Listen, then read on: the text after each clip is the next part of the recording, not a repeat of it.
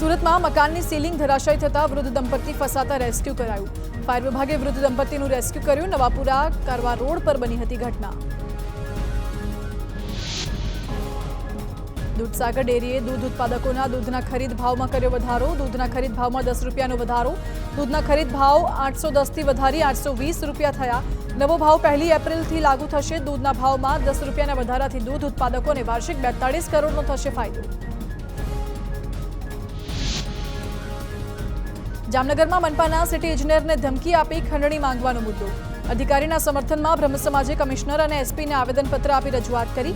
કોઈ કર્મચારી કે અધિકારી સાથે આવું ના બને તે માટે જરૂરી પગલાં લેવાની માંગ।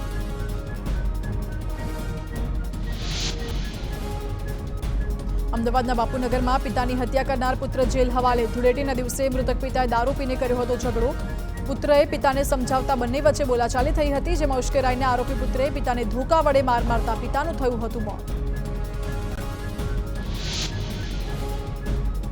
સુરતમાં મહિલા પીએસઆઈ વતીથી લાંચ લેતા એક વ્યક્તિને રૂશ્વત વિરોધી શાખાએ રંગે હાથ ઝડપ્યો।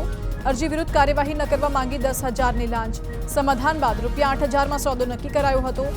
મહિલા પીએસઆઈ વતીથી લાંચ સ્વીકારવા આવતા વ્યક્તિને ઝડપી લેવાયો। એસીબીએ મહિલા પીએસઆઈની અપ્રમાણસર મિલકત અંગે તપાસ શરૂ કરી। સાઉથ આફ્રિકામાં ફરીથી ગુજરાતીની હત્યા। ભરૂચમાં જંબુસરના સારોદ ગામના યુવાનની નિગ્રો લૂંટારુઓએ કરી હત્યા। નોકરીથી છૂટી પરત કારમાં જતા સમયે લૂંટારુઓએ રોક્યા બાદ હત્યા કરી। સાહિલ નામના યુવાનને પ્રતિકાર કરતા ગોળી મારી હત્યા કરાઈ।